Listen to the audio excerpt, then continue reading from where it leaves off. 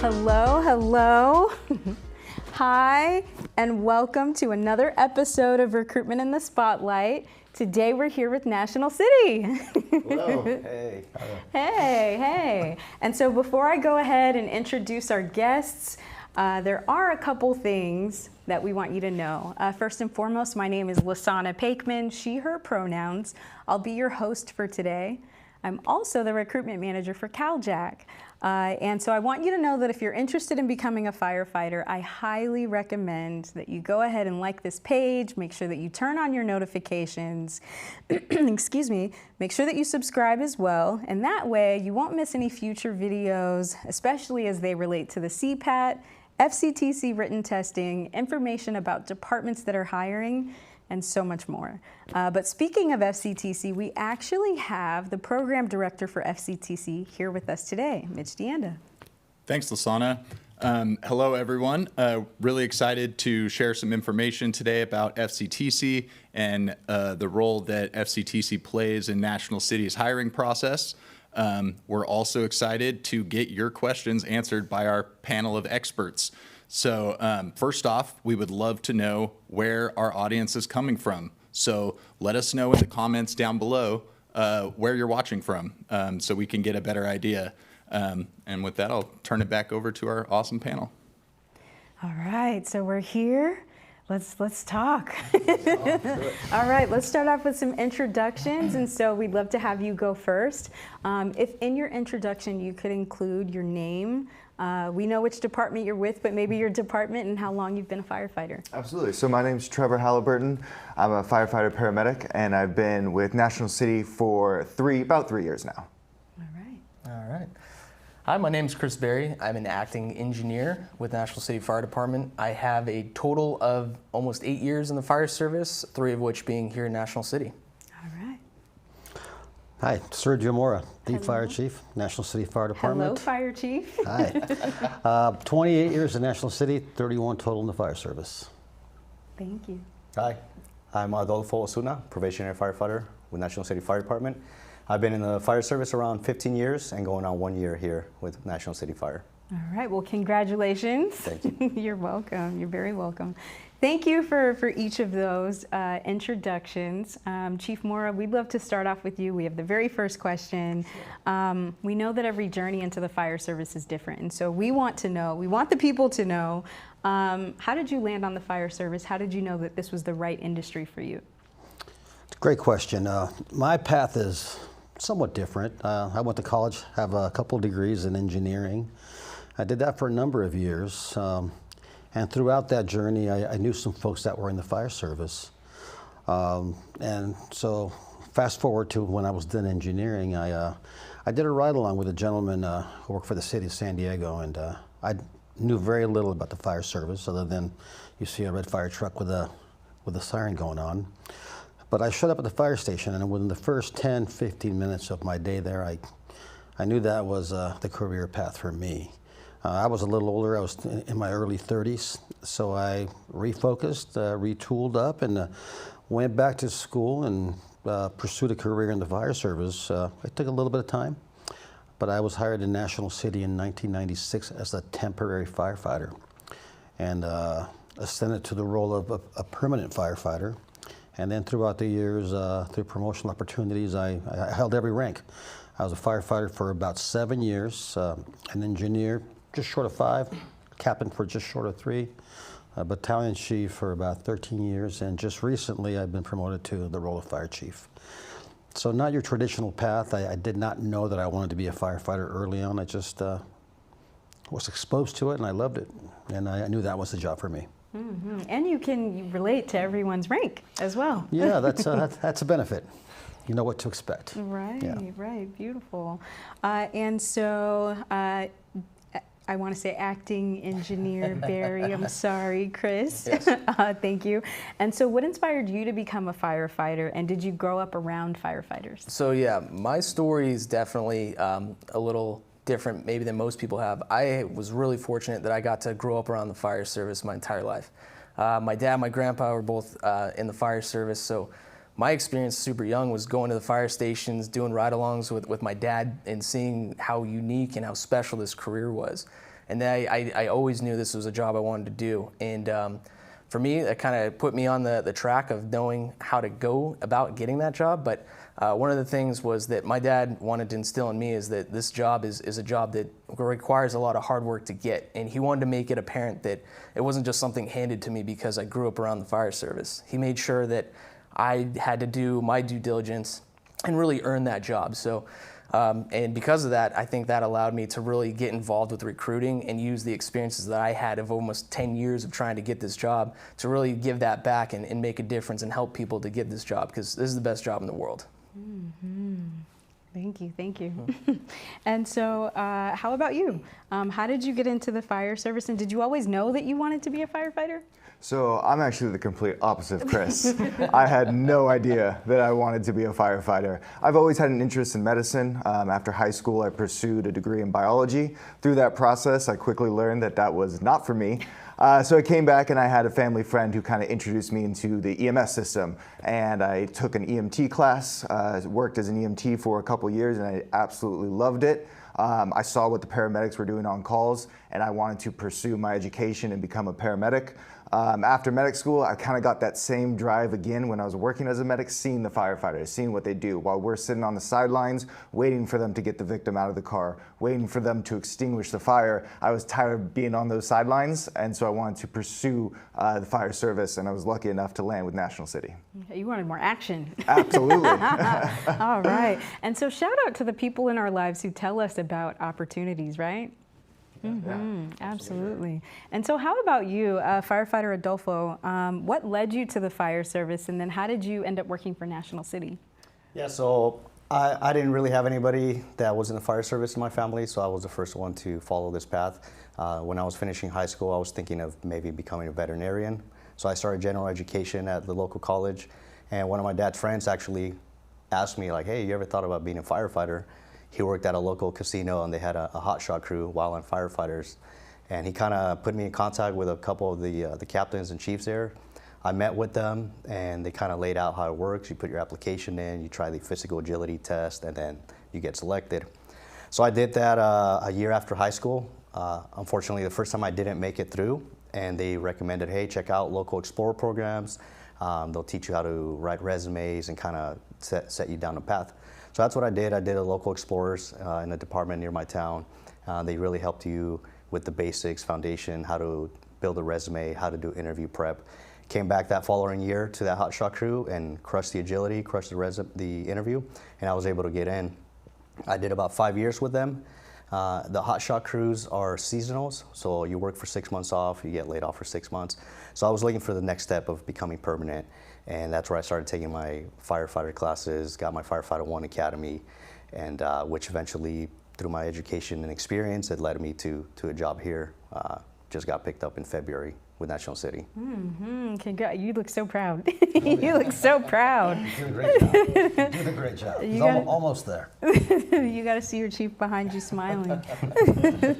Man. So next question is also for you, and we want to hear more about the culture of National City. And so as the most recent hire, what makes National City such a great place for candidates that are looking to start their career? Yeah, so I was actually recruited by Chris over here, who runs our recruitment. And he helped me set up the ride-alongs and station visits, and that's where I started gaining my exposure to what this department is all about. And the interaction that I saw with everybody throughout the day, regardless of rank, chiefs, captains, firefighters, everybody was there, was like a family. Like, you could just joke around, beat yourself, you know, just push each other buttons, but in a friendly way and stuff. And then when it came down to respond to calls, everybody knew their roles, and it's like a switch flipped, and everybody knew, okay, now it's time to get to work. And all that joking kind of stopped. And when everybody got back, it was again like, hey, we're just here, friends. We're all here to have a good time. They were real welcoming. They helped me train that day. They gave me some turnouts and kind of showed me like, hey, this is how we do things here. A tradition that we have there is during dinner time, the kitchen's got to get cleaned up. So we play a card game, and we go around the table, and as you lose, the first person that loses has to get up and start cleaning dishes. They have to start cleaning regardless of rank, regardless of rank or anything. Yeah. So I still remember that day, one of our battalion chiefs on duty that day, he was the first one to lose, and everybody's like, all right, hit the kitchen. You know, it's your turn to go. And he got up, you know, no problem, got up there and started scrubbing dishes and doing all that. So all that really attracted me to want to work here. Like, man, this is cool. Like, everybody hangs out, likes each other. Everybody's a team player and pitches in. And it wasn't like you have to be a robot there. So that's what really attracted me to that. Yeah, if I could piggyback just a little bit like on that. I've had the opportunity to work with different size departments, and because we're a small department, our culture is definitely something that's very unique within the fire service. I could say that, you know, this is the best department that I've ever worked for, and it's, you know, obviously it's going to be the last department I work for, but like, I've never experienced how we interact with each other within like a firehouse like we do in National City. You know, other departments, especially when they get a little larger, you kind of get this disconnect between the ranks where you're not really able to communicate and have a relationship with people up the ranks, where like I can go into the kitchen and hang out with my fire chief and just talk like we're normal friends. And that's something that's super unique that you don't get most places. And National City really drives that home with the family, and that we're not just, you know, coming into work and clock out and not be firefighters and friends off duty. Like, we really hit home that family, and that we are more than just coworkers. And that makes us super special, I think. I would agree with Chris. I think in my world as the fire chief, you know, family, we talk about it, but we don't just talk about it, right? To us, being a small fire department, we rely on each other. My kids grew up in the fire station with my peers and their kids. So for us, we take a really strong belief in family, and it begins with your family at home. If things are not right at home, there's no way we can expect you to perform at the high level that's expected at work. So yeah, family, we're an extended family, and we mean it. And being a small department allows us that to all know each other. A lot of my friends that work for larger organizations will go to work and they don't know who they're working with that day. Never met them before. I cannot fathom that because we know each other. We know what to expect, what the strengths are, how we, you know, work together. And the family aspect of our organization is real. We certainly emphasize that from the very beginning to our careers. So yeah, family is very important. Mm-hmm. Well, thank you for that. Sure. The way that each of you speak about National City with so much pride, you can tell it's an excellent place to work.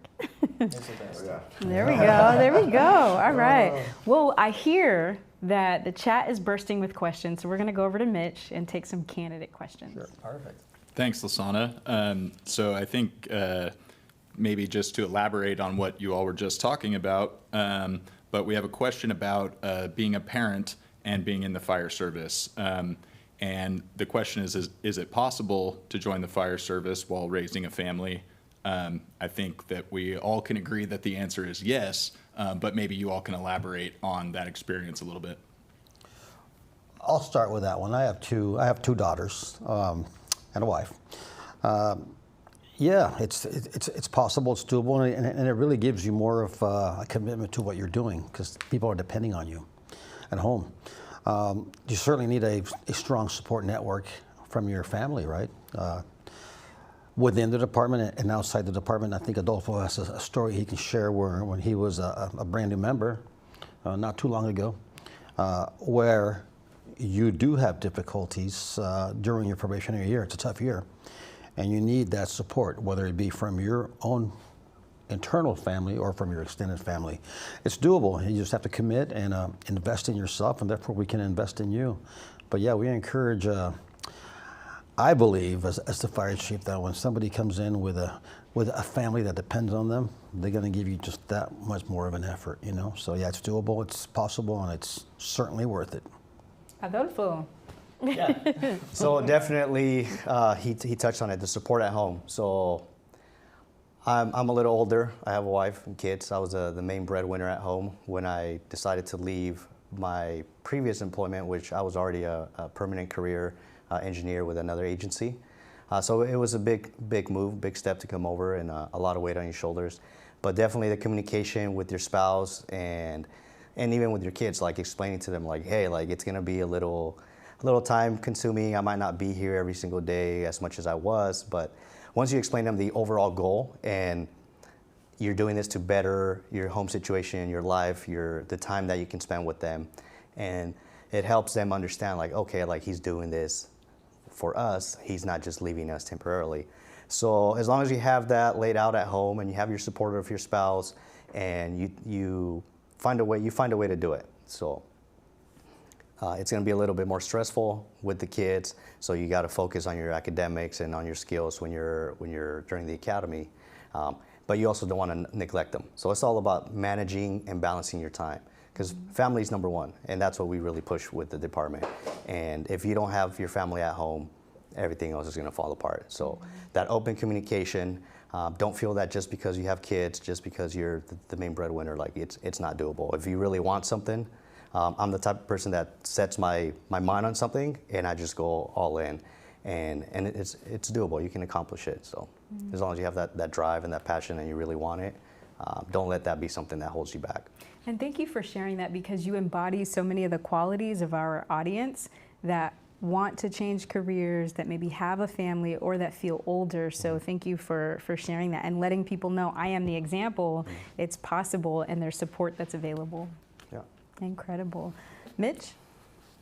Yes, so we have another candidate asking about what are the differences and what are some of the benefits of working for a smaller department as opposed to a large department?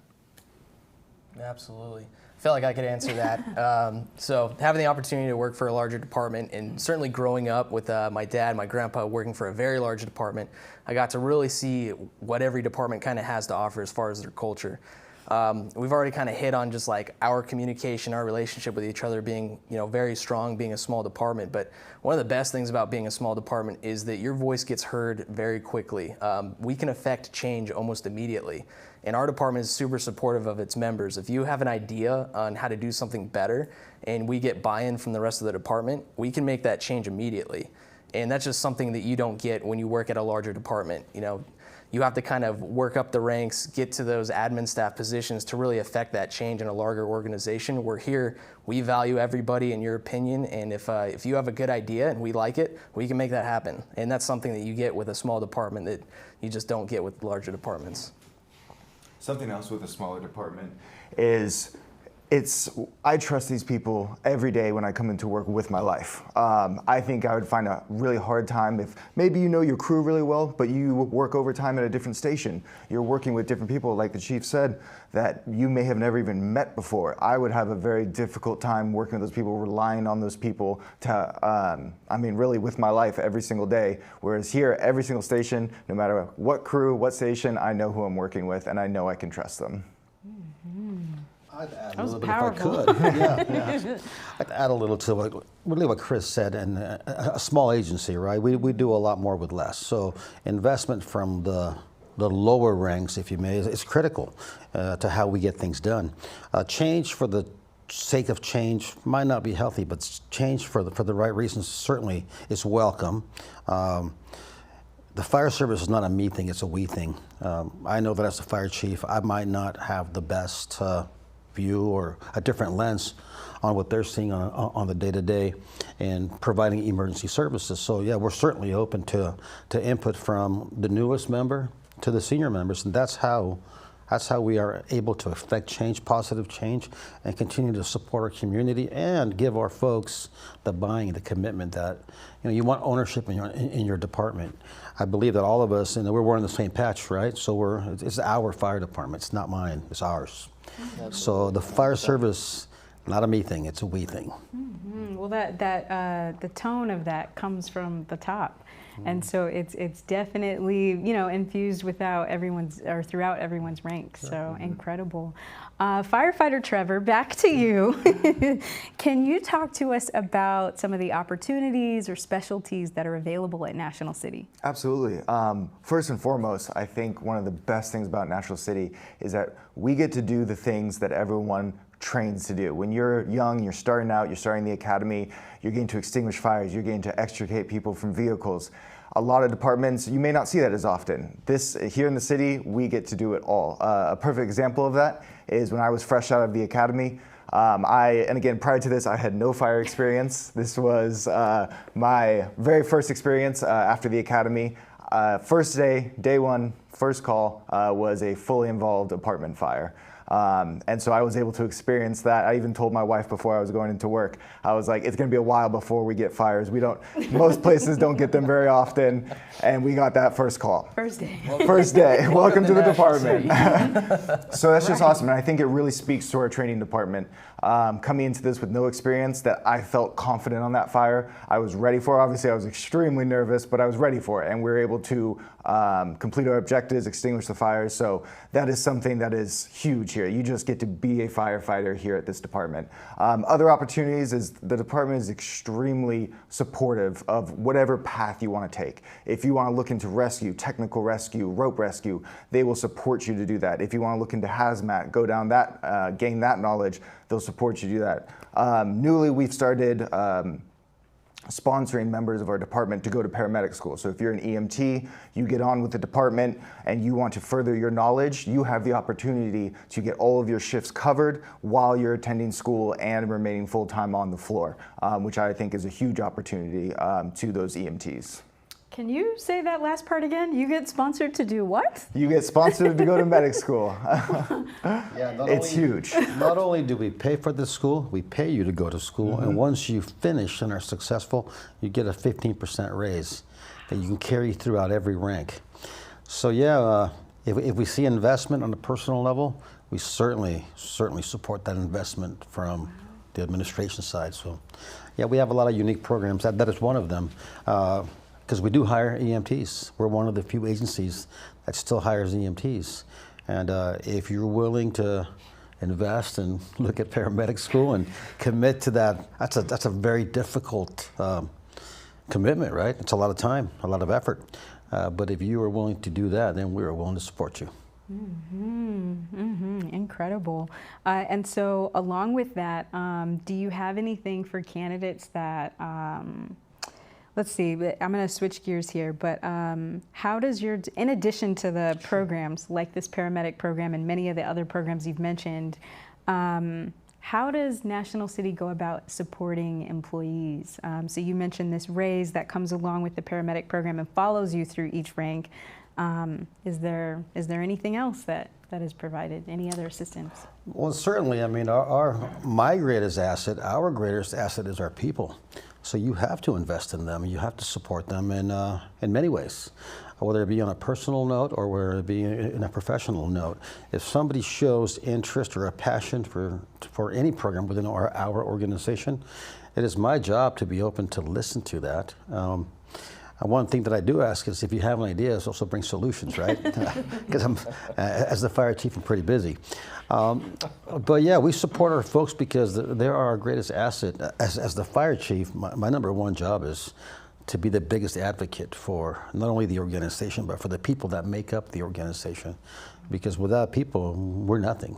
We can have the nicest fire trucks, the nicest firehouse, but without the folks that are hopping on those fire engines or being at the ready at a moment's notice, we are nothing. So creating an atmosphere of personal investment, of pride and ownership.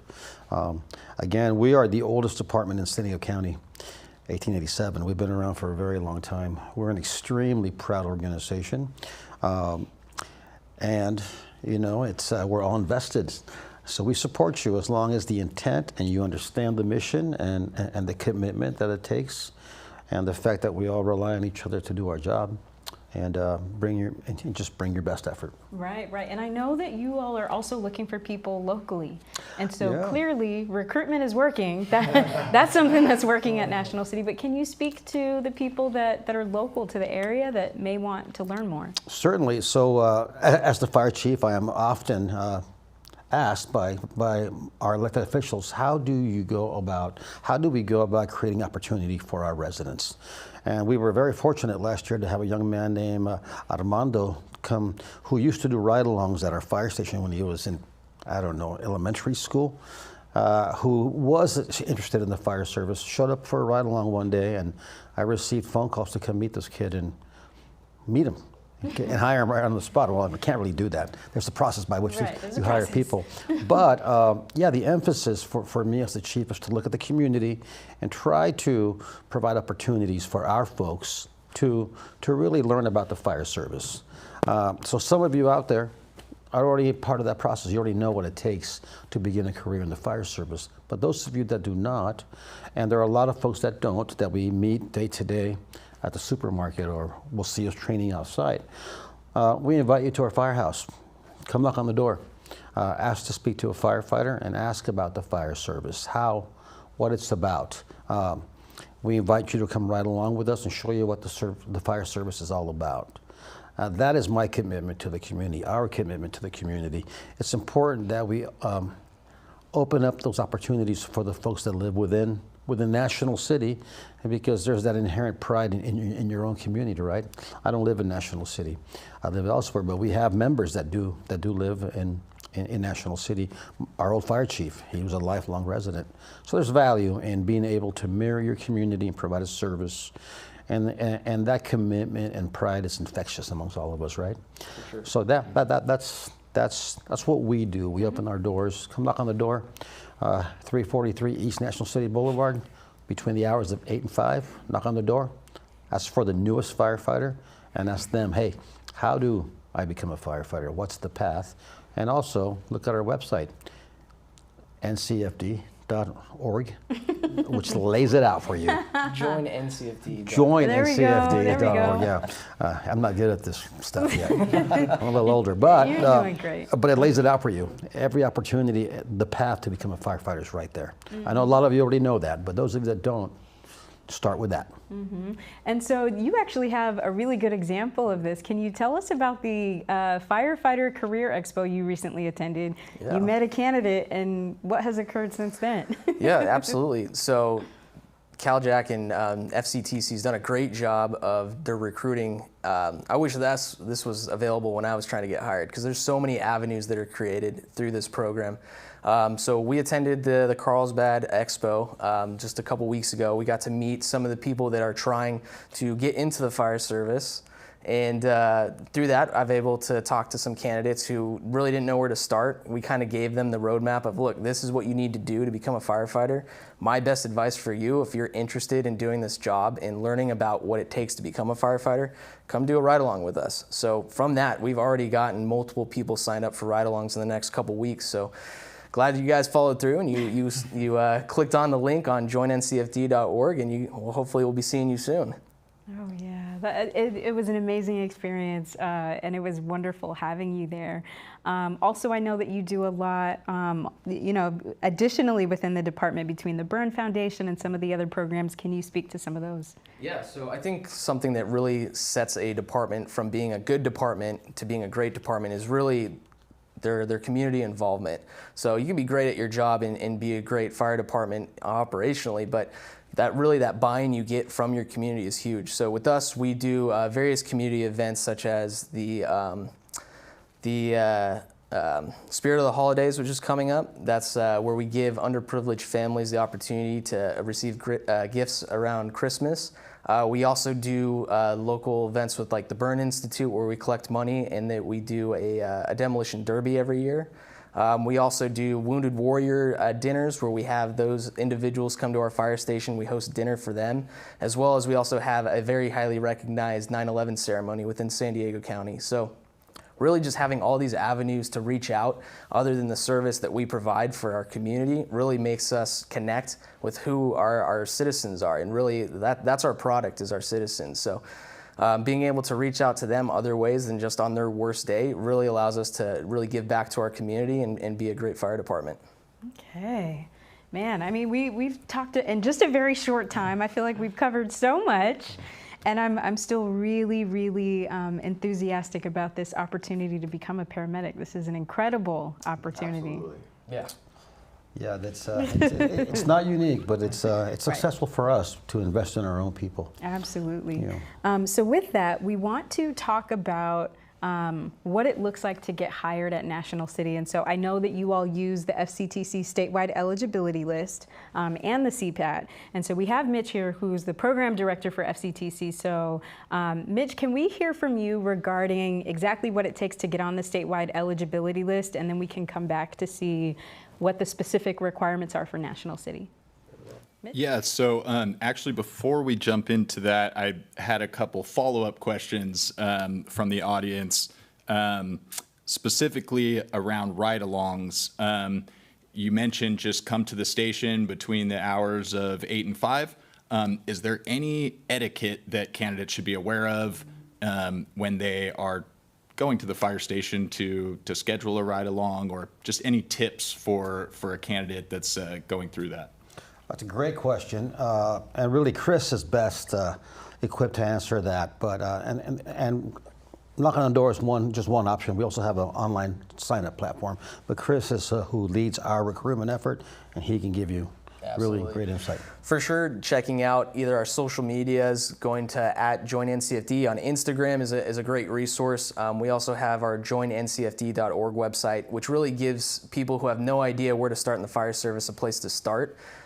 If you do decide to come to the fire station and knock on that door, just realize and come with a little bit of respect. This is a home. We live there very much of the year. So coming in there and just having an open mind and learning as much as you can is definitely a great way to start. I think for me specifically, and I'm sure these guys can attest to it as well, is if somebody comes being enthusiastic about wanting to do this job, I'm going to give you all the time in the world to try to get you on the right path and get you focused on it. The enthusiasm for me is everything. If you are dedicated and this is something you want to do, and I could see that, then the sky's the limit for you. I'm gonna sit down with you. I'll exchange numbers. We can go over resume review. If you want to do interview prep, we will set you up for success to get hired and get that badge. Nice. So I will add a few things because there are some requirements. 18 years old to do a ride-along. Now, you don't have to be 18 to come knock on that door and say hello and express interest. But if you want to do a ride-along, 18 years of age. And you'll sign some forms, obviously. But come well-dressed, come prepared to work, come inquisitive with some questions, and be prepared to talk about yourself. Because we want to know who you are. We do line up in the morning. We're, I think, one of the only departments that still do line up in the morning. And when our ride-alongs come along for a ride-along, we start the day with, tell us about yourself. What's your goals? So be ready for that. Should they bring anything? I've heard that there's different things you should bring because you're visiting someone's home. Any tips on that? Love sweets. There it is. Thank you. Thank We're not going to be you. mad about If that you're if you bring willing to that bring by. any sort of ice cream or treat, we won't be mad about it. And this will balance out all the workouts you guys are Exactly. always doing to stay. There we go. I mean, cranberry oatmeal cookies are pretty good. Not to be specific, but No. Plaza Donuts is really good. There is a tradition that you don't come empty-handed, right? It's not a requirement. You don't have to do that. Right. It's just something that people do, and we welcome it. We try to eat healthy, but certainly we welcome. And it doesn't have to be anything other than a smile and some good questions and a positive attitude, and be willing to learn. yeah. Mitch, let's take another. Did you have any more follow-up questions before we go into specific requirements for National City? Yes, I do. So first, I want to give a shout out to Chief Stiles, who's helping us out in the comments below. He is a battalion chief with National City, and so thank you very much for answering our candidate questions. They're maybe a little bit more specific. But one that he touched on is about what are maybe some of the disadvantages of working for a smaller agency. That's something we didn't really touch on when we were talking about the differences. So I'm wondering if you have anything to add. Sure, I'll start with that one because that can be a touchy topic, right? Staffing is one of, I think every department out there, large or small, is having those issues with staffing shortages. That's why we need more folks like you out there to come knock on our door, right? But in our world, if someone does not come take your place, you're not going home. That can be a difficulty at home. So preparing your family for that it's just a reality of a small fire department. We need somebody in those seats, and if no one's there to take your spot, then it's your spot. That's about all I can think of, to be honest with you. As the fire chief, you know, the staffing issues, I don't see any disadvantages to being a small agency.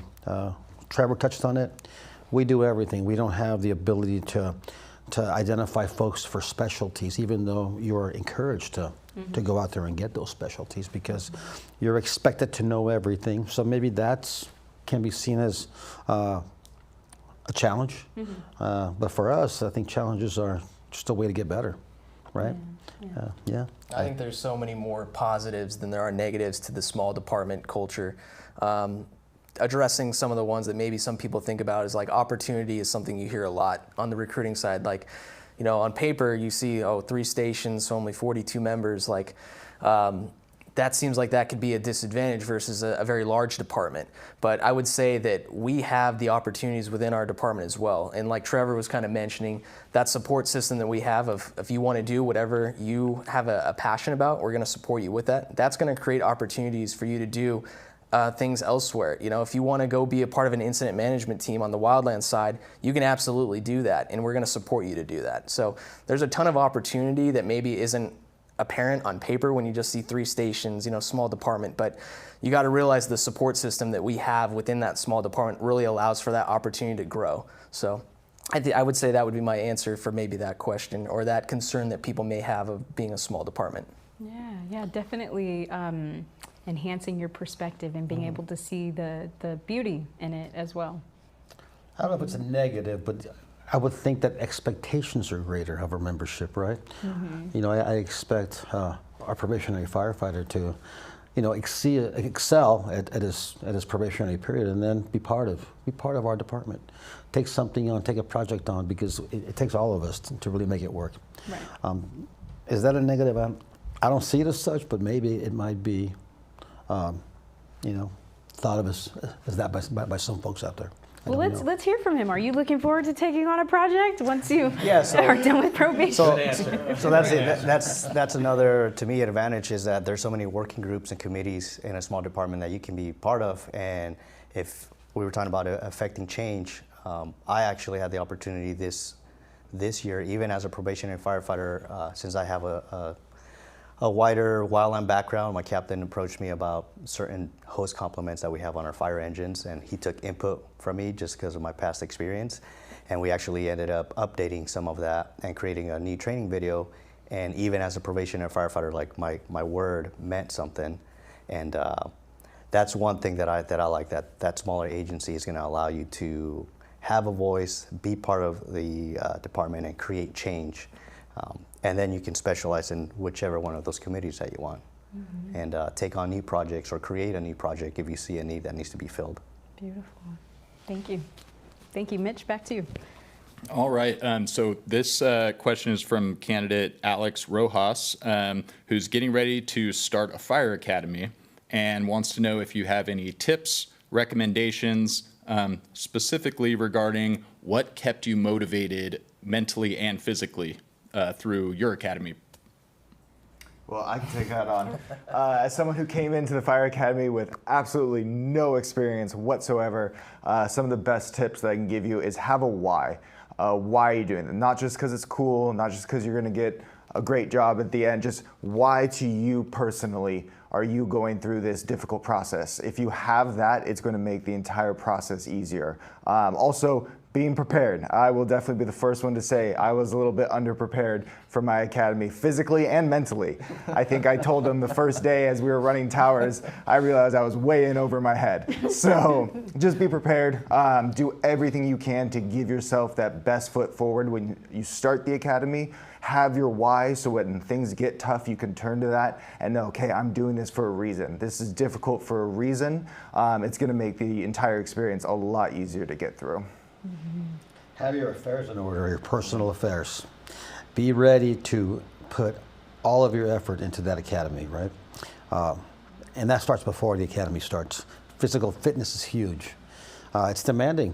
And the academy are, I'm assuming, based on my experience, which is a long time ago, but you're talking about 12-hour days for, I think mine was 40 weeks. No, not quite. It was a long time.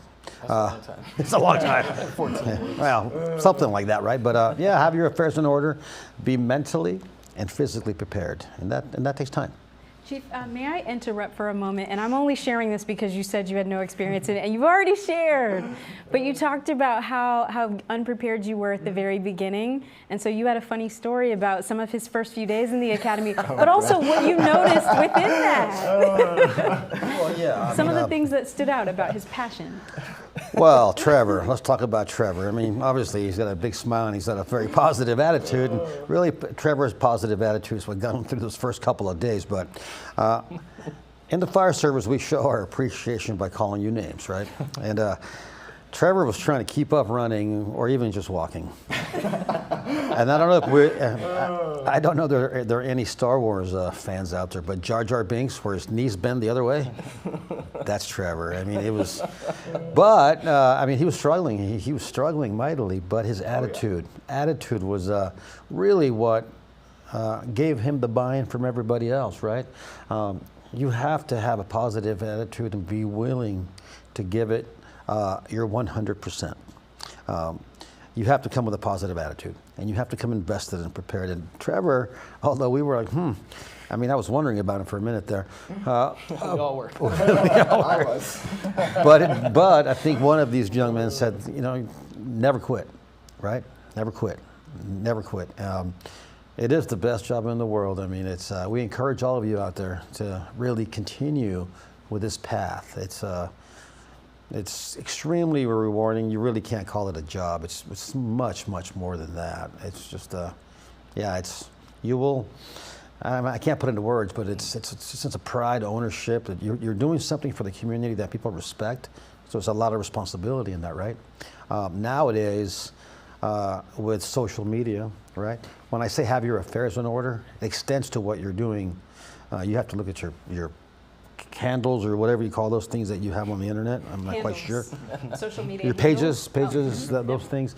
Yeah, have your affairs in order and be willing to commit to a career, to a family, because it really goes back to family. We care about each other. And so I just want to give you a moment to dispute the Jar Jar Binks. I mean, you're not him anymore. That was 100%. That's how it was. But with our department, Right. if you have that effort, if you have that drive to not give up, we are going to invest in you. And I will always remember the BC that's in the chat right now, Chief Styles. He said on one of the first days, he goes, "We need you here." And that was huge to me. And so even when I was walking more than running, I never stopped. And he said, if you don't stop, we're not going to stop with you. And we will do everything in our power to make sure that you are successful. Yeah, you weren't walking, you were shuffling. You probably show us. Well, shout out again to Chief Styles. Thank you, thank you, thank you. All right, and so with that, we will go back to you, Mitch, to learn more about the statewide eligibility list and what it takes to get hired. Yes, thank you, Lasana. So the requirements to be placed on the statewide eligibility list, there are 5 minimum requirements. Those are passing CPAT, passing the FCTC written test, being at least 18 years old, having a valid driver's license, and having a high school diploma or equivalent. In addition to those, we encourage you to upload Firefighter 1 certifications, EMT certifications, and paramedics licenses. For National City, you are required to be placed on the statewide eligibility list and to have an EMT certification to meet the minimum qualifications to get hired with National City. I will leave you a little bit of advice for any department, which is when they fly a job announcement, make sure you read that announcement extremely closely and carefully, review it again, make sure that you're very, very familiar with exactly what they expect from you. And before I turn it back over to our panel to elaborate, let us know in the comments below if you are currently on FCTC's statewide eligibility list or not, or if there's some certain part that you're stuck on. Let us know in the comments, and hopefully we can help get you there. All right. And so how about you? Chris, can you elaborate on any additional requirements the National City has outside of FCTC? For sure. So like Mitch was saying, our requirements are pretty basic when it comes to what you actually need to apply. Now, there's other things that you can do to make yourself stand out as a better candidate. Highly desirables are what we kind of call them on our job announcement, and that's going to be being a paramedic or having a fire academy, having your firefighter 1 or 2, and most certainly having some sort of fire experience is all going to allow you to be a much more marketable candidate for yourself and really allow you to stand out within our hiring process. But minimum requirements to put your name in the hat to apply with us: EMT, be 18 years old, be on that statewide eligibility list. And so having gone through the application process most recently, do you have any advice for candidates that are currently going through it or thinking about applying? Yeah, so a lot of it is going to be put in the work. Take the time to put in the work. That's really going to show in your interview. And another thing is, if you're an EMT, don't get discouraged. Don't feel that, oh, I'm just an EMT. I'm competing against paramedics. Chris and myself both got hired as EMTs. So a lot of it is going to be your preparation, learning a lot more than just what's on the websites for the departments, and really taking that time to do those station visits. That's where you get a lot of the nuggets that are going to really make you stand out and make people feel like, man, this guy really put in the work, or this girl really put in the work, and that makes us want to invest in returning it to you. So really get to know yourself so that you can pull your personal stories and pull those during your interview on certain questions that come out. Really get to know the department, meet and mingle with the department personnel, and really find what it is that you like, because that passion, you can't fake that. That just comes out when you're talking about it and you're telling your life story and you're telling them, like, this is why I'm the best candidate. That really stands out, and that's what's going to separate you from the average canned answer to the more personal, like, man, this guy or this girl, that's his own story, their own story, and nobody else has that but you, because you lived it. So it's just really knowing yourself, really knowing where to plug in your personal experience that you have had in life. And some of us might be a little bit older and we have more life experience, but even the young people, like, you still have gone through certain things in your life that you can still somehow figure out a way to make them apply to whatever that question is. So that's another thing. Don't feel that, oh, I'm only 21 years old and I'm going against 30-year-olds. Like, you have things that you've gone through in your life that you can use, and it's just you knowing how to plug those things in. I feel like that was beautifully stated, right? That was good. Very nice. The chief said it was very nice. And so, when's the next time you all will be hiring, and how can people use that time to prepare? Well, taking a step back, I'd like to add to what Dev said, because certainly having all the FCTC requirements and then what we require gets you to knock on that door, right? But really your life experience, who you are. We have been very fortunate in our last 4 rounds of new hires. We have fantastic people in our fire department. As the fire chief, as a member of the department, we're so lucky to have really great people. And that began about 5-7 years ago, when we used to, and the fire service traditionally did this. You looked at the resume and qualifications and certificates, and you base your decisions on that, right? We meet you for about 30 minutes. We have an interview. It's very stressful. We bring you in, and in 30 minutes you really can't get to know a person. You can certainly look at what's on paper, but we need more than that. It's not really about certificates. So we changed our paradigm and started looking at who you are as a person versus about what you've accomplished in regards to your path in pursuing a career in the fire service. And that is important. But we started looking at, are you a good person, right? Because by the time we get you and you apply and you meet all the requirements and you come to our door for that interview, you are who you are. We can teach you how to be a firefighter. We can teach you how to be a paramedic, but we really can't teach you at that point in your life how to be a good person, right? So your character is hugely important. The desire to accomplish the goals that you have set forth are very important. And touching back to what Adolfo said, station visits. That's where really you get the nuggets, right? The candidate gets those nuggets, but also we get to meet you. And probably one of the hardest things about our job isn't doing the job of firefighting or paramedicine. It's really being at the firehouse and getting along with people that you normally would never associate with. Different walks of life, right? So you have to learn how to work with each other, and character is a huge part of it. So we want to get to know you, is my point. And how you do that, you come to our firehouse, you knock on that door. If you're one of our finalists, set up a station visit and be prepared to talk about yourself, who you are, what's important to you, and ask about our culture. You know, what do you expect from us? That's hugely important as well, right? Can we give you what you're looking for? And we'll be candid with you. Whether, you know, we don't have that specialty, but other folks do. But we have this, and we have that, and we have so much more. And we're also the best. That was a nice, I love the way you wrapped that up very nicely. We do have some questions about the statewide eligibility list, so we're going to go back to Mitch and take some of those questions. Yeah, so definitely some questions about getting hired and the process. Let's see. So do you recommend getting a Firefighter 1 cert before applying? Is that one of the desirable, highly desirable things that a candidate can do? I'll start and I'll let Chris finish. It's a highly desirable because it allows us to really gauge the amount of training that we're going to have to invest in our new employees. So if you have a Firefighter 1, then we know that we can tailor our academy to certain strengths, certain skills that might not be present at that level. But no, it's certainly not a must-have. It's a desirable. We will train you, as I mentioned earlier. Our academies are 12 weeks, and yeah, they're comprehensive, but we will show you how to be a firefighter. So don't let that discourage you. If you can get it, then you're a more rounded candidate. It makes you stand out, but certainly you don't have to have that.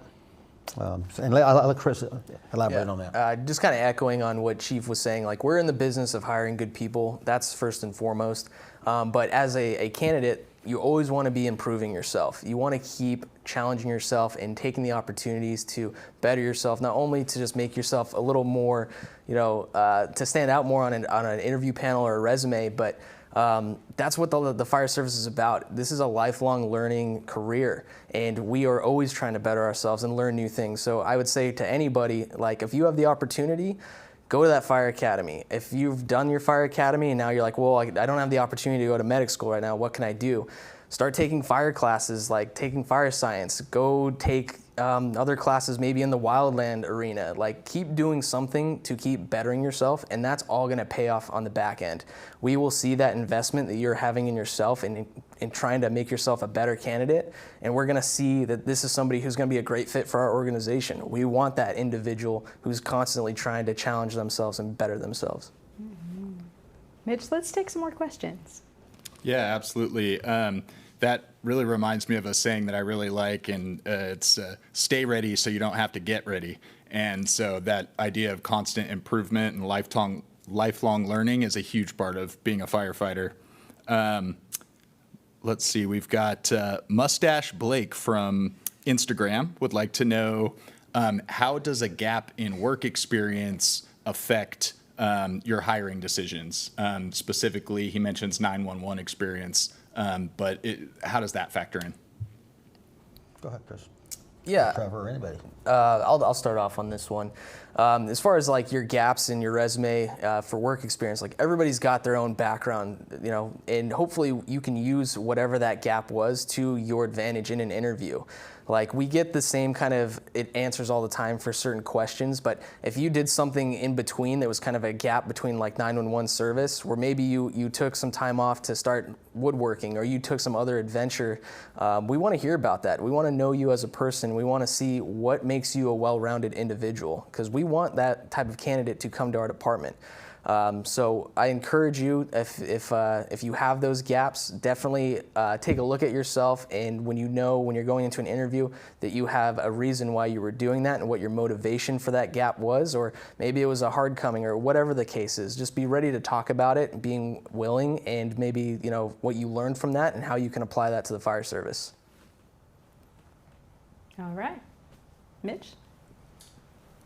Okay, so we've got a couple questions from Cam Sassone, and they're wondering about applying from out of state. Number one, is it possible to apply from out of state? And number two, are out of state pro board certificates like Firefighter 1 and 2, do those make a candidate stand out even if they were not acquired in California? So we have had out-of-state applicants, and I'm not 100% certain on how those certificates or qualifications come across state lines, so I really can't answer that question accurately. We don't discourage you from applying if you're from out of state. We have a shift schedule, so it'd be tough to try to commute, at least with our 4 and 6 calendar day schedule. I know some other agencies have different schedules and are more that can work for you.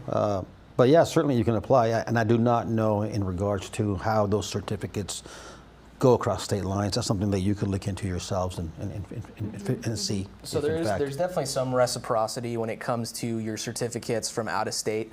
But again, we're looking at your experience that you have. So even if they don't transfer over, we're looking at what you can bring to the table. And if it's like, hey, I have all these fire certs from a different state that maybe they don't transfer over to California, we still value that experience, and we're going to be able to, see that for what it is. We're going to train you up to our standards in what we have set here in California.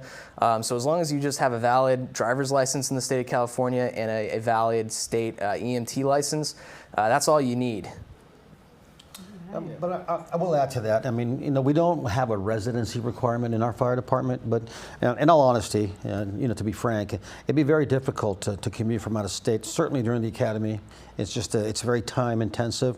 And the fact that there are times when you will not be going home, so it'd be very difficult. If you're willing to relocate and live somewhere close to National City, by all means. But that's a reality of it, and we should cover that. Mm-hmm. And so just very briefly, time frame or like expectations on when's the next time that you'll be hiring? Okay, I can also touch on that one. So currently we just closed our hiring process. We are bringing 3 folks on board, and then we have 3 folks that are alternates in case something happens, right? We've also applied for a SAFER grant, which hopefully we will receive and have the ability to hire 3 additional firefighters within the next 6 months to a year. But that doesn't mean that you can't continue your preparation and get ready for that next summertime opportunity to apply for National City, right? You continue to do what you're doing, continue to invest in yourselves and do the things that are necessary to be a competitive candidate. For us, probably sometime in mid next calendar year, summertime. Okay. All right. And so, Trevor, not having had a fire service background when you transitioned into the fire service, and thank you, Chief, for being able to give people a realistic vision on when they can join this wonderful team.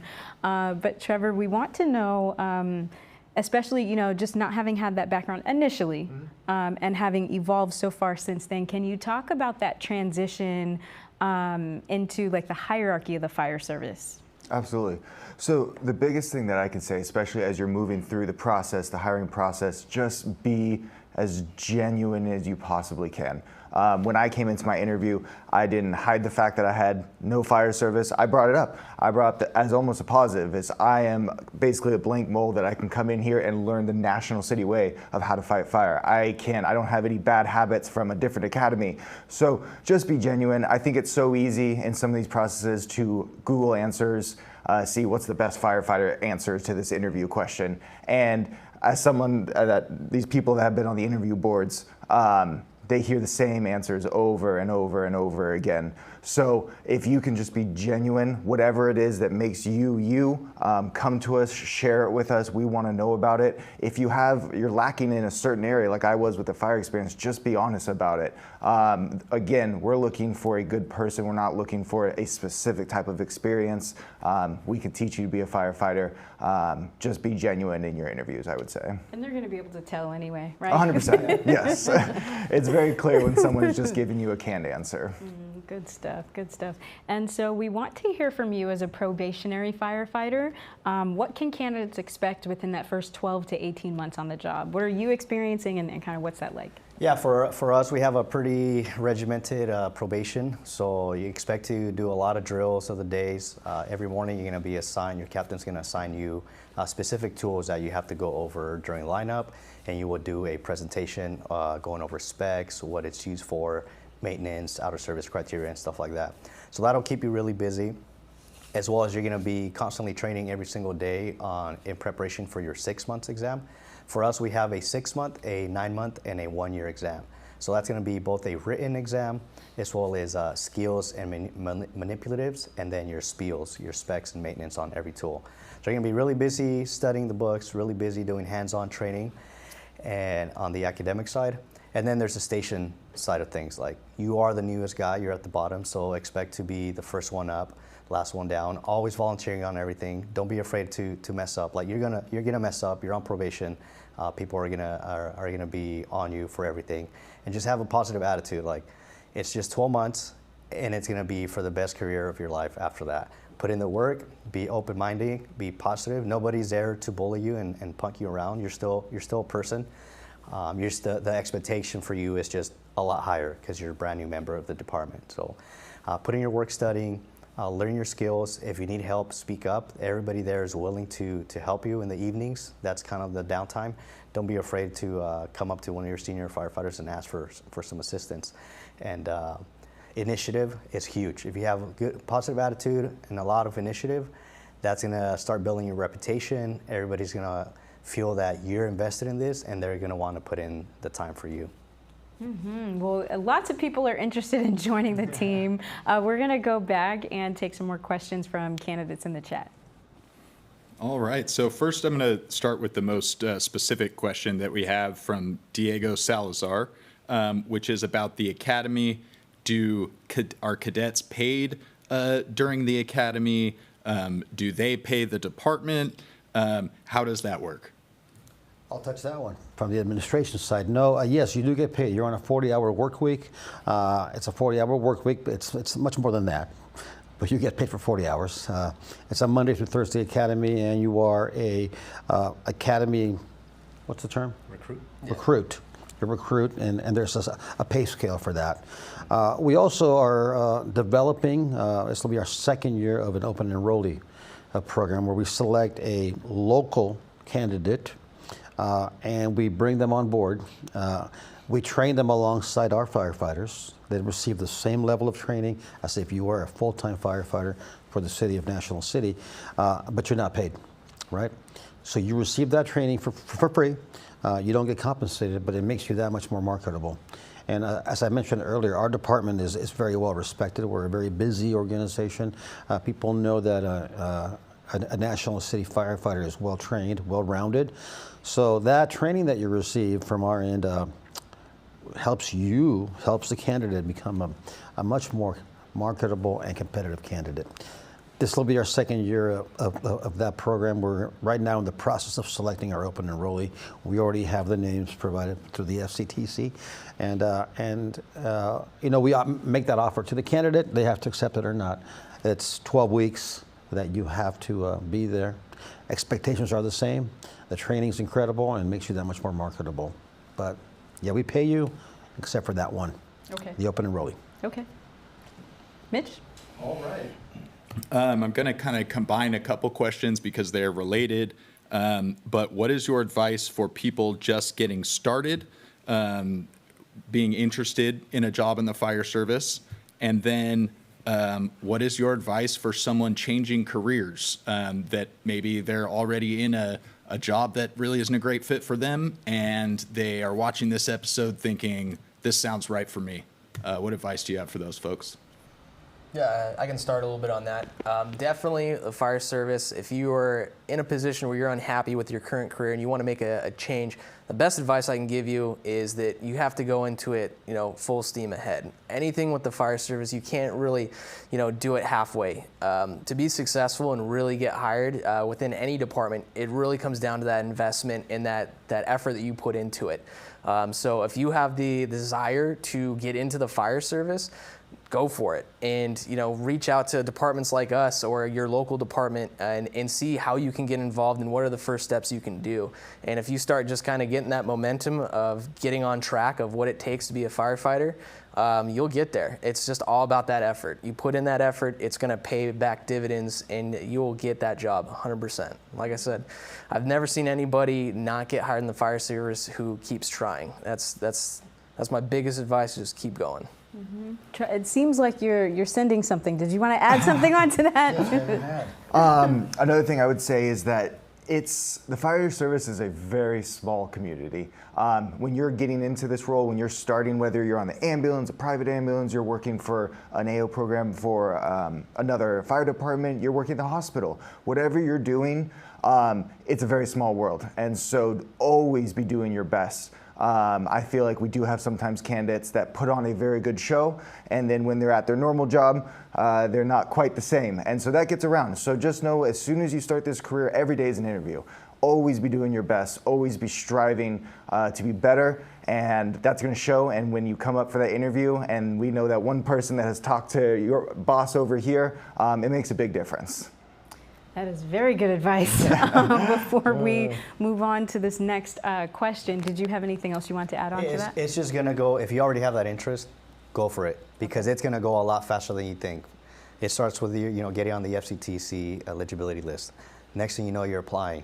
Next thing you know, you have your captain's interview, and then you have a chief's interview, and then now you're in academy, and here we are 9 months later. Like 3 more months, I'll be off probation. So if you have any doubts, just go for it, and you're gonna be thankful you did it at the end. All right, Mitch. All right. Well, this is going to be our last question from the audience, and it's from Diego Salazar, and he's wondering, what was your best experience as a National City firefighter?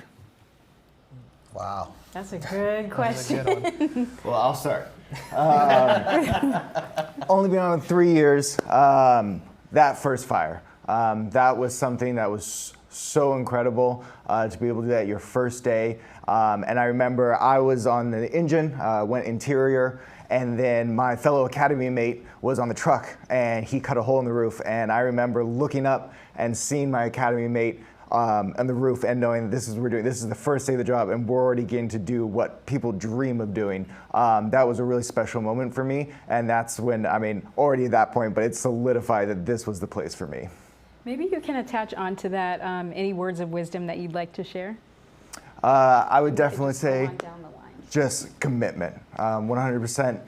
You got to be committed to this, put in 100%, so I would say commitment to the fire service. Okay. Best experience at National City and any words of wisdom? Oh, man, it's definitely hard. It's just every day is so fun, and that's the best thing about this job. One of the things that's really great about National City specifically is that when you talk about like what the job of a firefighter is and what you get to do, we actually do it. And like stories like Trevor saying, that happens relatively often, and nowadays that's just hard to find in a lot of departments. We have the opportunity with our surrounding and the area that we serve that we get to use the skills and stuff that we've been training for every single day. But as far as like words of wisdom go, dedication, that's it. There it is. Chief Mora. Yes, I'm sitting here thinking 28 years is a long time, right, to go back. And it's hard for me to say what my best experience is the people that I work with every day. That's just it for me. Words of wisdom, teamwork. Teamwork. You're such a people person. Thank you. This is beautiful. I'm behaving. All right, and so Adolfo, would you like to close us out with your best experience at National City so far, and then any words of wisdom you'd like to share?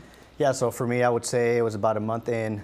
Chris kind of touched on it. We train on a lot of different types of emergencies, and we've actually done them here. One example is it's a trench rescue. It's a really complicated, really slow, methodical type of rescue. A lot of parts are involved. And about a month in, we had a worker who was entrapped in a trench rescue, in a trench, and me being bilingual, the worker was only a Spanish speaker, so even as a probationary firefighter, I was there front and center communicating, setting up systems with him as a new firefighter. And we also do 4% bilingual pay, so if you guys are interested, if you guys are bilingual, that's another motivator there. So yeah, it felt good to be on probation, and you are the guy who's doing the communication with the guy, and ended up being about a 7-hour rescue by the time we were able to do everything safely and follow the steps and all that. So that's one of my best memories so far. And words of wisdom, perseverance, just don't give up. Once you dive into it, just keep at it, and it might take you a couple years, or you might get it the first time, but don't take every no as a failure. Just take it as, okay, what did I learn here to do it better on the next one? Mm-hmm. That was really, really good. Really, really good. Can we get a 1, 2, 3 national city? Yeah, absolutely. All right. We can't all reach each other, but we can try. All right. 1, 2, 3 national city. There we go. All right. So we want to thank you at home, wherever you've been watching from for joining us today. We hope that you were inspired. We hope that you learned lots of good information. And so along with that, we want to encourage you to reach out to National City, schedule a ride along, go by the firehouse and take a visit. They are very, very excited to meet you. In addition to that, throughout this episode, we've spoken about EMT programs, what their requirements are, their phenomenal paramedic program that they're far too humble about. We also want you to know that CalJack has a free EMT academy and a free paramedic academy, and so they are free. We want you to look into these. Please go ahead and visit the website caljackacademy.org. The requirements, you can find them online. You can find exactly what it takes. There's some FAQs as well in case you have some questions about the program. Go ahead and fill out an interest card and let us know if you're interested. In that way, when we launch these programs next year, we're looking at spring 2024 to launch these programs. We'll know that you're interested. We will send you an invite. We want you to apply. And so there's a whole entire process there that we have lined up for you. So again, we want to thank National City for being here. All right. So thank you guys so much for coming down all the way to Sacramento. We're so happy to have you. And peace out. Thank you. Thank you. Thank you. And peace out, everyone.